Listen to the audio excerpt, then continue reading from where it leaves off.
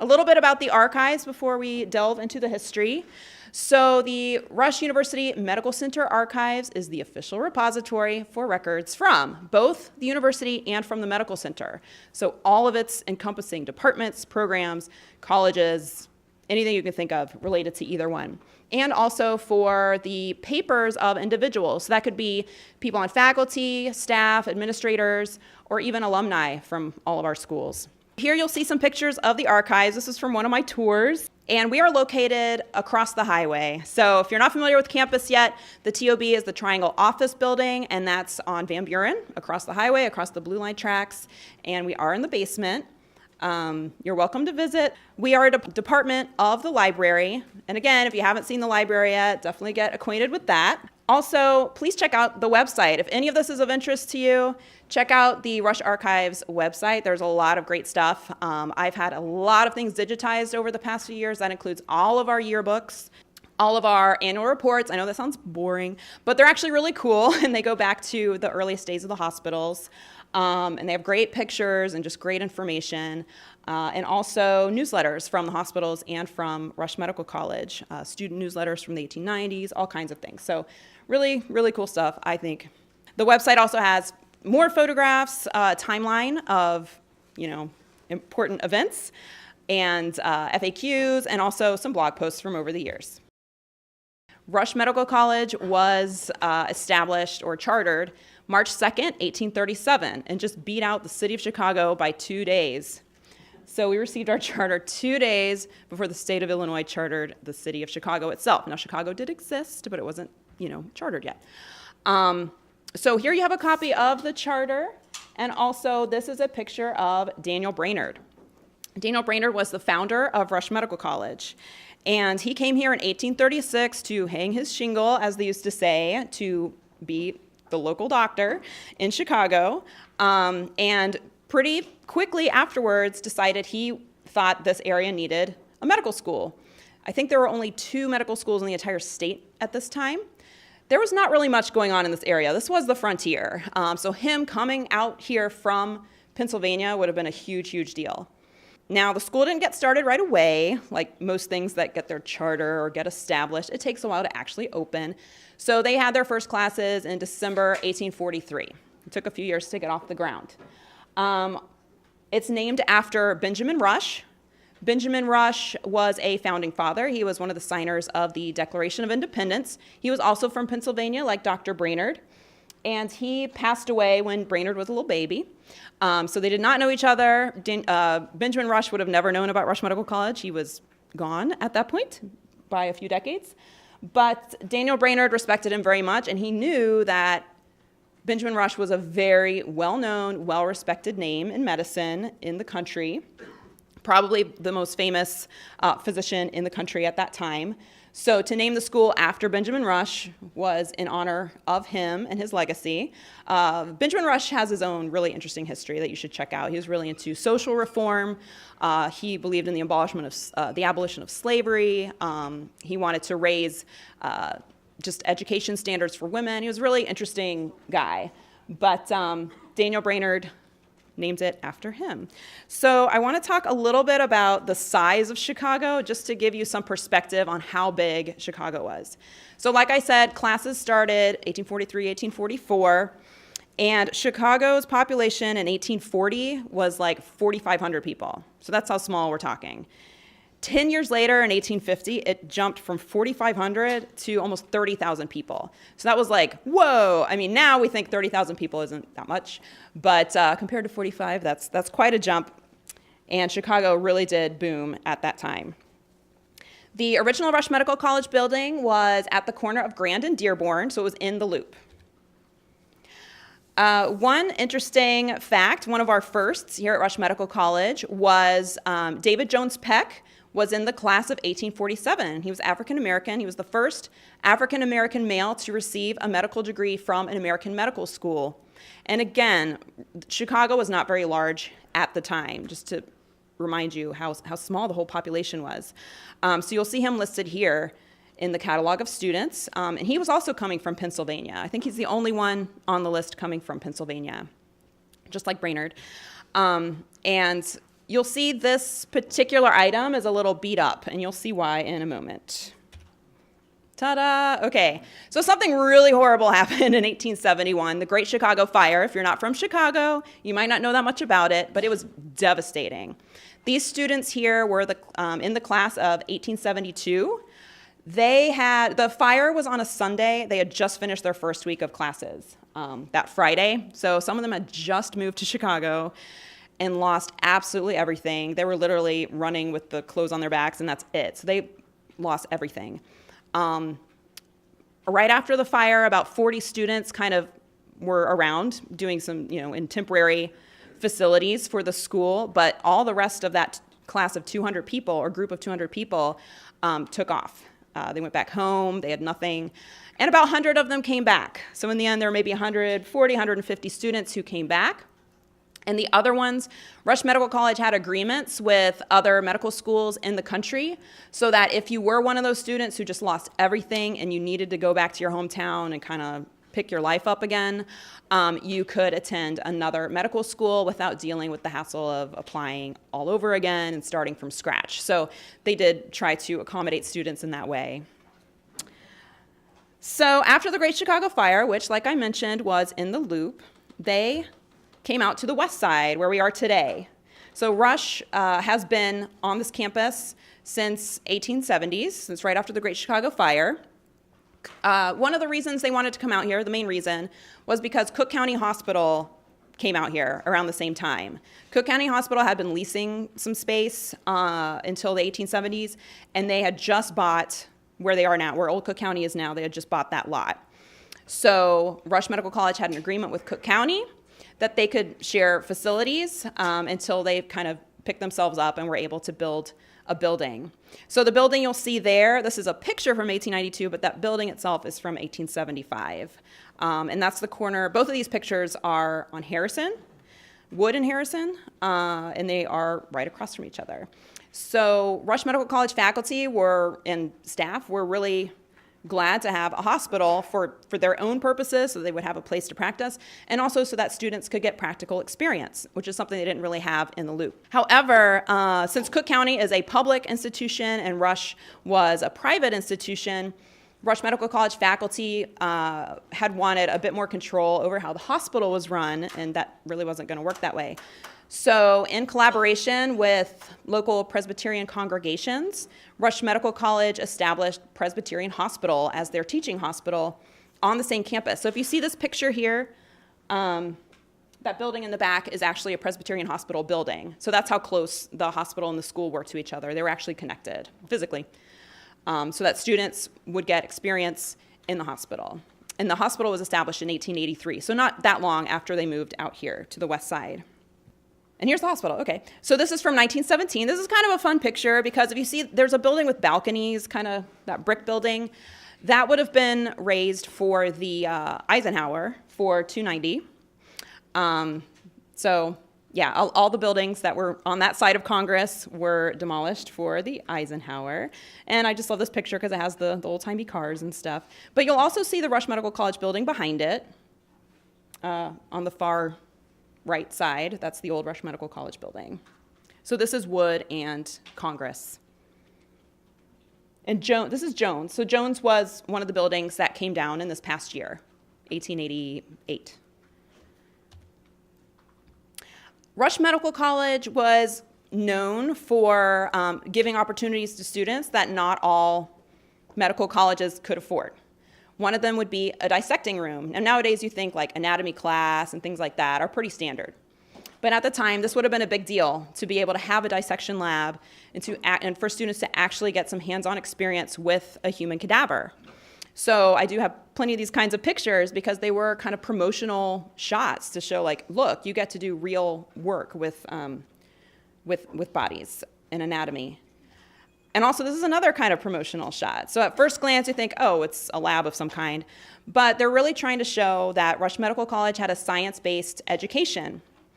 And just to give you some perspective of on medical history, the germ theory was 1870. Okay, so before 1870, That wasn't even a thing.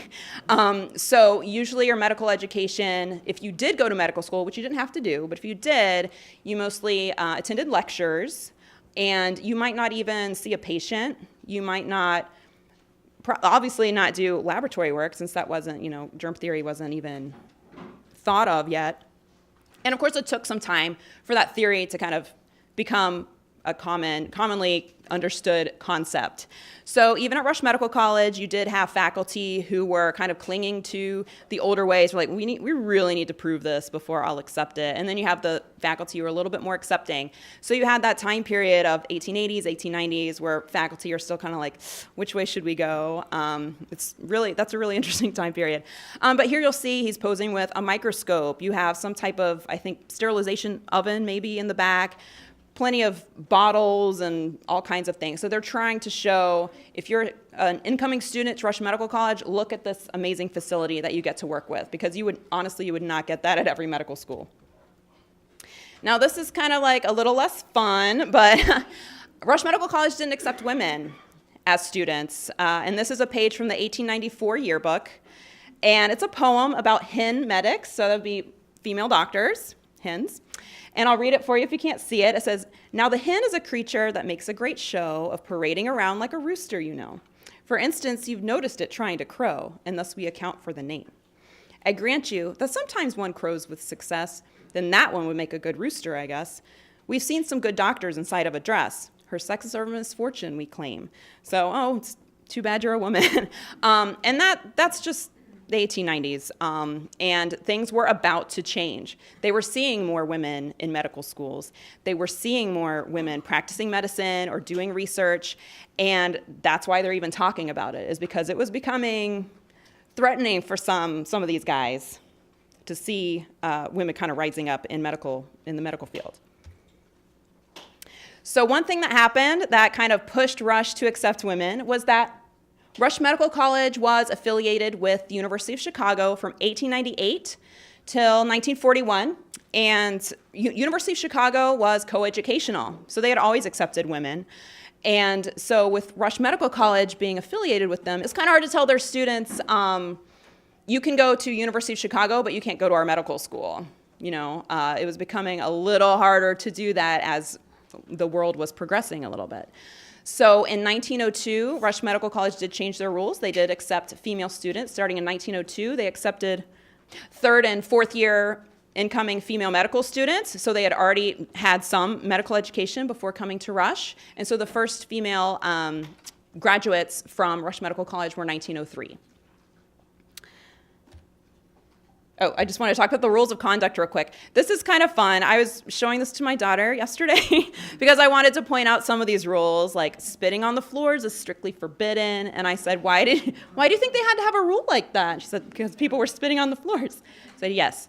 And it probably has to do with number 1, which is smoking and chewing tobacco are not allowed in the college buildings, except in the coat room and the basement. Now, I just want you to just kind of look over this very quickly and keep this in mind as we move forward, because I will show you some rules from the nursing schools, and they're very different.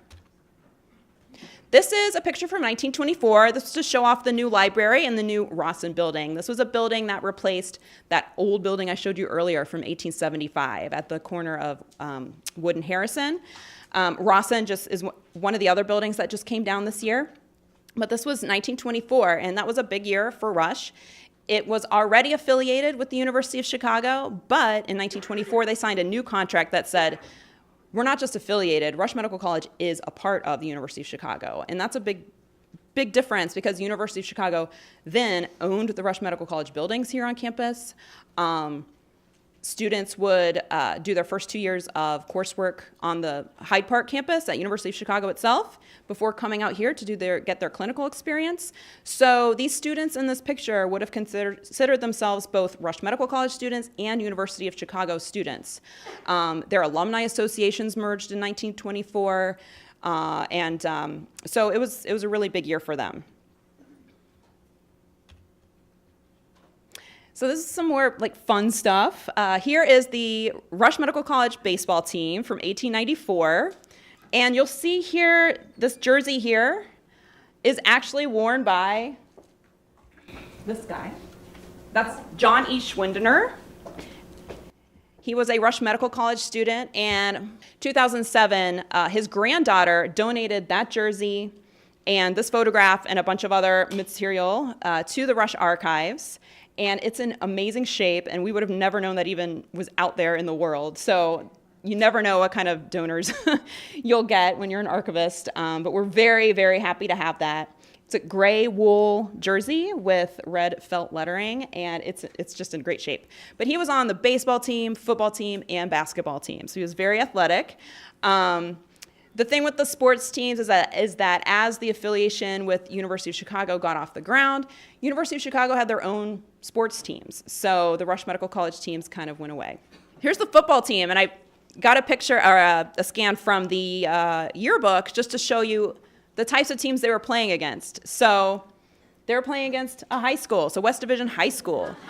They're playing against athletic clubs. So these are, just groups of people that are kind of organizing themselves. So the Chicago Athletic Association or the Prairie Club in Oak Park. And they're also playing other schools. They were actually playing against University of Chicago, who they were affiliated with. So, it's kind of an interesting snapshot of that time period. And they also had other things going on besides sports. So here's some programs. One is from the Glee Club, and one is from a performance by the Mandolin Club. And those are also 1890s. A lot of exciting things in the 1890s. Now, before I wrap up Rush Medical College and move on, I did want to talk about the closure of Rush Medical College in 1942. Like I mentioned before, they broke off their affiliation with the University of Chicago in 1941, and the University of Chicago was developing their own health campus in the 1930s. And so by this time, University of Chicago had asked Rush Medical College to come to Hyde Park and move to Hyde Park and be on campus as their medical school. And Rush Medical College actually said no. They said, we are on the west side. We serve the west side. We have our own teaching hospital with Presbyterian. We have our long relationship with Cook County and just the west side itself. They had their own free clinic that served the community, the Central Free Dispensary. So there was a lot going on here, and they weren't really ready to let all of that go. And there was also a philosophical difference. University of Chicago was much more research-focused, whereas Rush Medical College was much more practice-focused. All right, switching course. This is St. Luke's Hospital. And you're like, wait, we were talking about Presbyterian. St. Luke's Hospital is also one of our predecessor hospitals. I'm talking about it because it's actually older than Presbyterian. So St. Luke's Hospital was developed in the 1860s, actually during the Civil War. One of its founders was Reverend Clinton Locke, and he was the rector of Grace Episcopal, which is still a church in Chicago. And so he developed St. Luke's Hospital. There weren't very many hospitals in Chicago at all in the 1860s, so he was hoping to serve the sick poor of Chicago. And 20 years later, they developed a School of Nursing in 1885. This is one of those first classes. St. Luke's Hospital spent most of its history on the 1400 block of South Indiana and South Michigan. So if you think of like a city block, it was almost that whole block of the 1400 block. So that's southeast of here. Here's a picture from the 1930 yearbook. This would be children in the children's ward, since hospitals were mostly wards at that time. And you see the wheelchairs. So remember the rules of conduct for the Rush Medical College students? This is a list of rules for the nursing students. Now, one of the big differences is that the nursing students lived on campus in the dorm. And when I think of this time period for nursing schools, I think of a cross between a convent and a sorority. So you had this very close relationship with the other women in your class, very close, and then also very, very strict rules. So rule number one, the hour for rising is 6:15 a.m. You got to clean your room. You have to be back at this time. There was a very strict curfew. You could get in trouble. So this is all what the nursing student was required to do. You must obtain leave to use the telephone from the chief nurse, etc. I don't have an exact date on here, but I think it's probably turn of the century. This just shows some different things that nursing students and nurses would have done in 40s, 50s.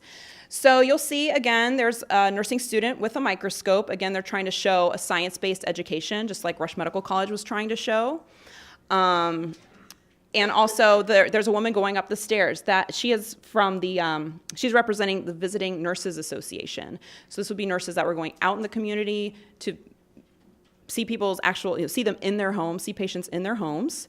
And then you'll also see a nurse here with a very young patient. So they're trying to show here that they are being, conscious of a sterile environment and the latest technologies and things like that. You'll also notice their caps. So the woman with the cap in the middle for the microscope, she's wearing a probie cap or a probationary cap. And then the woman behind her with the circular cap, that is a St. Luke's Hospital cap that you would get after your first 6 months of school, of training. Speaking of caps, okay, so this is a capping ceremony from the 1950s. So they would have a very, very large ceremony. This is in Grace Episcopal, where the nursing students would replace their probationary or probie cap with the circular St. Luke's cap. And the importance of caps, many of you have probably not seen a nurse on the floor wearing a cap because they have fallen out of fashion.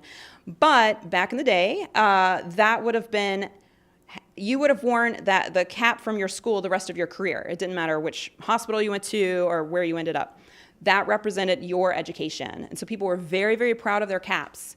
Also, upon graduation, you would get a pin that represented your school that you would wear throughout your career, and they still give pins to this day.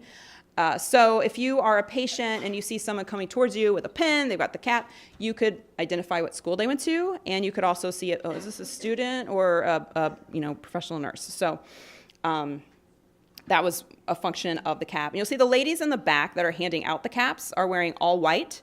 So those were the professional nurses, whereas the other students or the other women are wearing the uniform for the school, the student uniform. And here's some more like fun pictures. So a cocoa break from around 1900, that's cute. And also to show, you're also going to get some physical activity here. That was also a big deal, and starting in about the 1890s that, you need to like do exercise and things like that to be healthy. That was very, very, becoming very popular. And they also did events like dances. Here's student prom for the school. And, they're all dressed very, very well, very, very nicely. And a lot of these guys were probably interns. Now, St. Luke's merged with Presbyterian in the 1950s. So I'll talk about that in a little bit. But when that merger happened, St. Luke's, all the staff, all of the nursing school, the women's board, everything merged with Presbyterian Hospital. So they all came out to here, to our campus. So going back to Presbyterian, like I said, it was established in 1883, and about 20 years later, they developed a nursing school. So at this time in hospital history, I guess you could say, a lot of times your hospital was staffed by student nurses, and they were kind of cheap labor, to be honest, and they did everything. So a lot of the smaller jobs that you would consider part of different professions or even different jobs completely fell to the student nurses. They really did a lot of the work on the floor. So Presbyterian had been using student nurses from the Illinois Training School for Nurses, which wasn't that far from here. And around this time, the Illinois Training School for Nurses said, we cannot supply the number of student nurses that you need, so you should probably start your own nursing school, because Presbyterian's patient population was just skyrocketing, and they just needed more workers, really. So this is one of the first classes. These are also kind of promotional shots. So we've got a class in bacteriology, again, trying to show a science-based education, and also an example where it says making surgical supplies of some of the other duties that the student nurses were doing. And these student nurses at Presbyterian also would have had Rush Medical College faculty as part of their faculty. So they were also learning from Rush Medical College faculty. And I'll also note that Rush Medical College faculty members were also on the faculties of local women's medical colleges. So they were, all over the place. Again, I just want to show more kind of like lab research type pictures. So 1939, this is a really cool lab. And then down 1955, you can see them getting some syringes ready, I think. Here's another fun one. Okay, so if you can't see it, this is 1920. And like I said, these were students who lived in a dorm on campus. And it says, most any Sunday night, time, 2 minutes till 10 o'clock, place in front of the nurse's home. So you have the student nurses rushing home before curfew. They don't want to get in trouble with their boyfriends and their friends saying, let's hurry here. One of them's about to pass out. And some other fun kind of student things. So the top one is from 1954. So they got a group of 500 student nurses from schools in Chicago and the suburbs to sing at Soldier Field, or Soldiers Field, as they always said, to sing I'll Never Walk Alone. And they all sang together, and it must have been really cool. And then a picture underneath of the softball team playing. Now, there's other things going on with the student nurses. For example, there were changing marriage policies. If you want to, I don't know if you can see this, but so this says things like, we're going to give you some, responsibility in making this decision if you want to get married, and we kind of discourage you from doing so because you need to commit to your marriage first. But if your parents say it's okay and you ask for permission, then maybe we'll let you. But as you'll see, number 2 and 3 have to do with pregnancy. So if you got pregnant, you don't get a leave of absence till you're recovered or whatever. You are gone. You're gone because you need to be taking care of your baby, they said. So this was 56. That was life in the 1950s. It wasn't just Presbyterian-St. Luke's Hospital. Okay, so like I said, they merged. The 2 hospitals merged and their nursing schools merged. Here we have just examples of some of the student uniforms. So the ladies, again, that are wearing all white were the professional nurses. And in the middle, you'll see a St. Luke's student and a Presbyterian student. So you'll see the difference in the uniforms, and the picture, you can't really tell the difference in the caps, but they have different caps. And then the one on the left is representing the new uniform and the new cap. If you take the tour of the archives, I will show you all these uniforms. But one big difference in the 1950s was, we're getting really modern here, because this uniform on the left, it was wash and wear, as opposed to the ones in the middle where each little piece of that outfit is a separate piece. So the cuffs, the collar, the bib, the apron, all are pinned into place. Each little button is a separate piece. It was a lot of work. And they were trying to show that they were a bit more modern, a bit more professional. So they had this one piece, wash and wear. It snapped. It had a pocket. It was great. So they really wanted to show, we're moving up. The thing is, in the 60s, they're still wearing this. And a lot of the students were like, my friends are wearing mini skirts and I'm in this long dress. So we've had alumni who've talked about that before. It's kind of funny. Here you'll see, this is usually a picture we show to represent the merger, because you have a student wearing the new cap for the merger. She's facing east, of course, the city.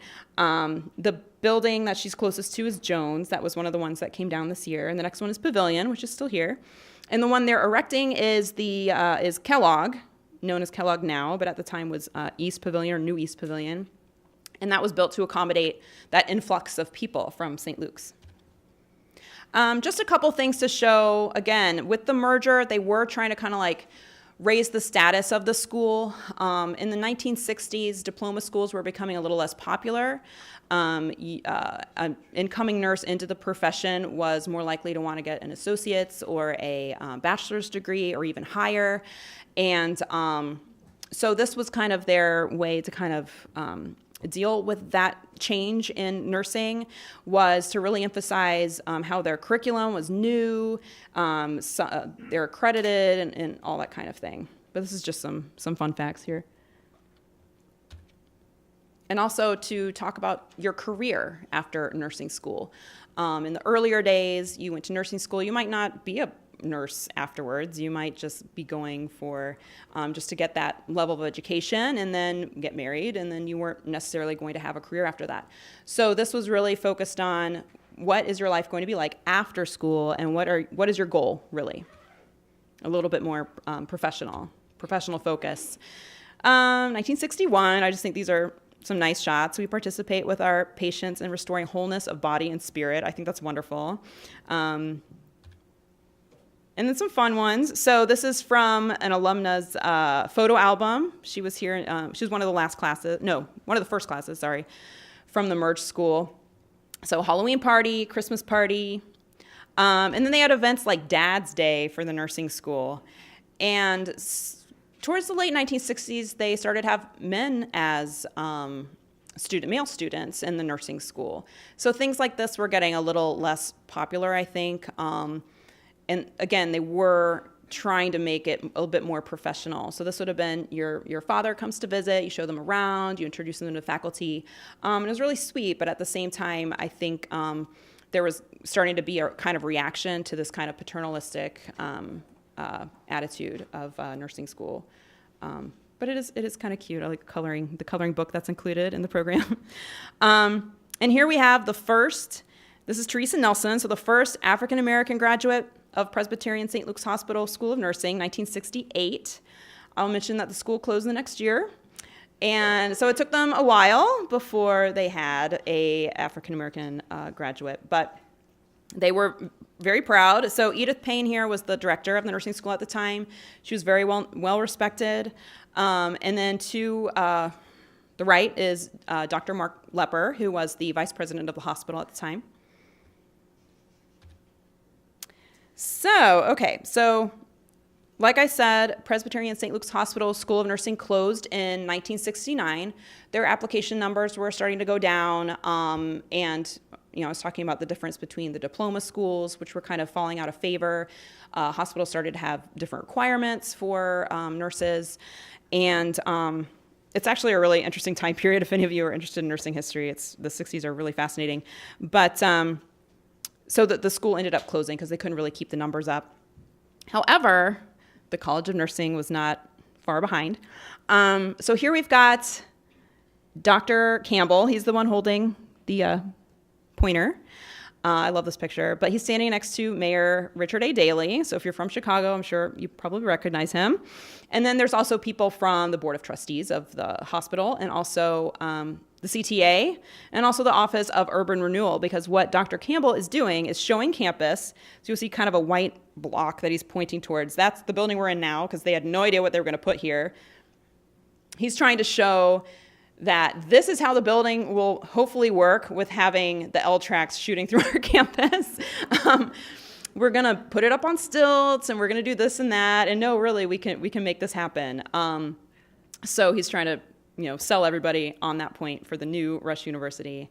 And Dr. Campbell was a really interesting figure. So he was the president of Presbyterian-St. Luke's Hospital, and he was, as such, as the president of the hospital, he was also on the board of Rush Medical College. Now you're thinking, wait, I thought Rush Medical College closed in 1942. Technically it did, but they still had a fund that they had to administer. And so technically they continued to meet once a year. And Dr. Campbell kept saying, we need another medical school in Chicago. We really need to reopen Rush Medical College. And people were like, nah, that's never going to happen. It's been years at this point. And so he was really instrumental in making that happen. He really wanted to, he really felt like the hospital was lacking because it didn't have the education going on here that it used to have, and it didn't have research. So usually you'll hear those three things at a hospital is patient care, research, and education are like a complete product, really. So Rush Medical College did get reestablished in 1969, the same year that the nursing school closed. And he also envisioned a university. So he wanted to have a college of nursing, not just a nursing school, and also to have health sciences on campus. Here you'll see, this is the class of 1974, so one of the first classes here at Rush after it reopened. And this was specifically, I think, this picture was taken specifically to be a counterpoint to that picture of the students standing in the rubble of the Great Chicago Fire. This is almost exactly 100 years later. Again, they're standing in rubble, but this is hopeful rubble because it's construction rubble. This is the parking deck, so it's not that exciting. But for them, it would have been exciting. They really needed that parking deck. But across from where they're standing is where our building is today. And this was supposed to be a hopeful picture. And you'll see, it's a more diverse class, obviously, than 1871. And it's a different world, really, and kind of looking towards the future. Okay, so I'm going to talk about Dr. Chrisman. I could talk about him, like, seriously for a whole hour. I love him. But Dr. Chrisman was brought on board by Dr. Campbell, kind of as an advisor to, okay, what should we do with this College of Nursing? We want it to be, like, cutting edge, like, all the modern education philosophies and all that stuff. So eventually he said, well, I'll be your dean. So he was dean of the College of Nursing and Allied Health Sciences, which used to be one school. And he was a proponent of a lot of changes. So first of all, he's a man. As you'll see, he was a male nurse. And he got his career started in the 1930s. He was in nursing school in the 1930s. And as you might imagine, a male nurse in the 1930s was like, whoa. And because his thought was, men are capable of caring for people in the way that nurses do. A lot of people would ask him, why don't you want to be a doctor? What's wrong with you? And he was coming into the profession as a minority. And as such, he had a lot of sympathy towards minorities entering, different races, trying to enter nursing. And he was a very strong believer in strengthening the diversity of nursing, because the diversity of the staff should kind of reflect the patient population. The people are coming with different viewpoints and different ways to solve problems and different perspectives. So he was very forward thinking in that way. And he did a lot of other things for nursing, but I need to move on. If you ever want to talk about Dr. Chrisman, I'm here for you. This is from orientation. I love this picture because it's just him, talking with the student. This is from a booklet called A Tradition Reborn. So this was for the reopening of Rush Medical College, and it breaks down some of the statistics. So it said there were 61 incoming students, and 10 were women. 8 are members of minority groups. So, they were very conscious of the need to diversify the field. And then there's another paragraph here that talks about how some of the they're not going up by much, but some of the numbers were going up. This is something you didn't have to deal with. This is something you would have had to deal with back before the internet and computers. This is a registration line. So to register for classes, everyone had to wait in this line, and just be thankful you don't have to do that anymore. Some classroom shots. So a Rush Medical College students in a classroom with their faculty. And then you might be familiar with this other classroom, the lecture hall in this building. I like that picture too. They're kind of falling asleep. And then you have students practicing on, Rush Medical College students practicing on each other. You've got nurses studying, and you'll see something on their table, which is an ashtray. So this would have been before smoking was forbidden on campus. Just part of the studying experience back then. This is another booklet. This is the View Book, Rush University View Book, 80s. A blend of the professional and the collegiate, because they were trying to really push that it's not just about class, it's also about having kind of a student experience, really. And some great lab shots. I just love these. So one's from the bulletin for the school, and one is for just a picture of students. I did want to note that the College of Nursing and Allied Health Sciences split up in 1975. So College of Health Sciences was its own thing as of 75, and the graduate college was the graduate school in the College of Health Sciences, and then it split off into its own school in 1981.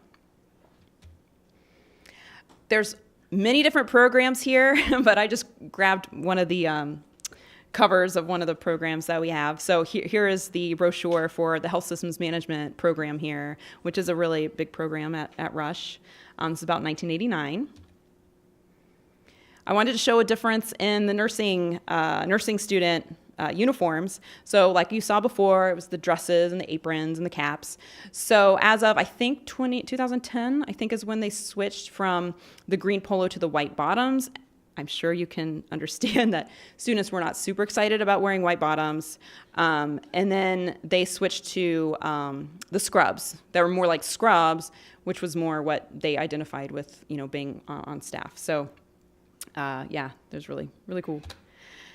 This is a little comic from 1987 from the Rush Reporter. Rush Reporter is one of our newsletters that is not online yet, but I would like to have it digitized and put online. So this was the Rush University newsletter. I have one here. This is from 1980. It's this kind of thing. So, but but it's got a lot of interesting information in it. I have trouble relating to you professionally. They're talking to each other. Medical and nursing students sometimes have conflicts, but it's because of attitudes like yours. Why can't you improve? Sex is pig. So they're saying that to each other, a man and a woman. It just gives you kind of a perspective on the 70s. Match day. So here we have match day in 1980, and hopefully if you're an RMC student, you'll see that day someday. And then that's the goal, really, right? And then next to it is, they still do match day, and then next to it is a play that was put together by the class of 88, and I love their depiction of a Rush Medical College student.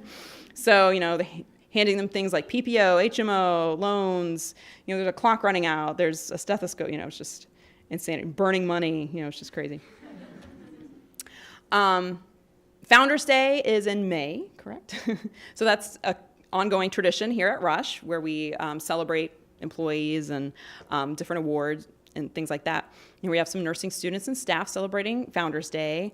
And then here, 2010, so not that long ago, you have nursing students celebrating convocation, and they're showing off their pin. So you still get a pin. Again, nursing students, I hope you see that day of getting your pin, and I hope you wear it proudly. Some other kind of fun events that kind of came and went over the years. One is the Student Faculty Art Fair. I just love this cover. It's really nice. And then also there's the music recital. So it's coming up soon. Yeah, so that's an ongoing tradition here at Rush where students and faculty can perform for other faculty and staff.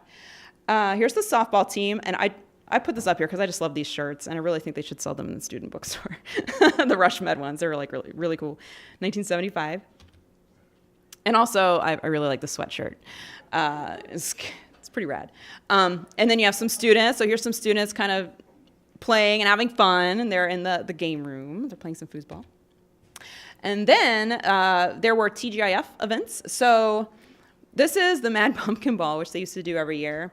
And so these are just fun kind of costume pictures from 1986. And I tried to blow up the picture. The guy that has all the writing on him, it's like a fall midterm something. And it's so like these really like inside jokes that I would never comprehend about what was going on at the school at that time. But I tried to blow it up, and it's a picture from the 80s, so you can't blow it up too great. But Rush University Day, so that was another big event. So I just wanted to point out the computer opportunities in 1983. So as a student, you could get an introduction to general computer literacy, and you'll have introductions to the Apple and IBM personal computers, as well as an introduction to medical computing on Plato. So this would have been like pretty cutting edge in 83. And also they had a mini Olympics, so things like tug of war and sack races and stuff like that. So lots of great pictures from the 80s of students doing stuff. And then down here, this is from about 10 years later, 1993. And they would do this in Center Court Gardens, which is also coming down soon. But I like their shirts too. They're kind of 90s with the pink. And also some other fun themed ones. So a Star Trek party in 1995. And yes, I did look up what happened in Star Trek world in 1995. Like, why were they having a Star Trek party? That's when Star Trek The Next Generation ended, just FYI, and when Voyager began. It's like, why are they doing this? But anyway, so that's kind of a fun event. And then Oktoberfest, of course, is always a great excuse for a party. This one is just kind of a fun picture that I ran across. So this was the Student Life VHS collection from 1997. Now, if you are my age, you will probably look at this and be like, yeah, that's like pretty much all the movies that everyone had in their collection in the 90s. But I just thought that was funny that I ran across that. This is the garage party for the 40th anniversary of Rush University in 2012. This was right after the tower came up. You'll see the tower in the background, or right after it opened. That's Peter Butler. So he just stepped down as president of Rush, but he's still on faculty for health systems management. He's great. But here he is eating a popsicle. We had a lot of ice cream. And I think this was the first garage party. So if you were here, was it a few weeks ago, where there was a garage party on the top floor of the garage? I think this was the first time Rush tried to do that. And so it's been kind of a tradition since then. And I think it's gone pretty well, right? It's kind of a fun place. And then, there's me. So there's me. And I will sneak myself in to the archives. That's me. I'm doing a trivia contest of Rush history. So after this, you should probably be able to answer all those questions. And I used to have Rush University student workers, and I'd like to have some again. So maybe some student workers from Rush University would be really cool. Anyway, I hope you all make it to this also commencement. Here's some pictures from about 1980. So these are kind of formal, fun shots of with your family or getting your hood or whatever. But I also want you to have fun and meet other students and have a good time and just have that kind of student experience again. So here you are, a nursing graduation party, picnic from 95 of these students who have come together through their common experience, I guess, of being students. So thank you so much for coming. Here's contact information. Oh, at the bottom it says, I want your stuff. I want your stuff. So all the things you saw today, someone had to, bring it to the archives. Some of it, I got by virtue of it's just been there forever. But other things, were donated to us. So as a student, or if you're in a student group, I've been trying to talk to the student groups about getting me information. You can even email me stuff, since I know most of it's digital nowadays. Email me some pictures from an event, or if you want to do a quick little what your student experience was, or you were at an event, you took some pictures, just let's talk. And yeah, so here's how you get in touch with me and check out the website. Thank you very much.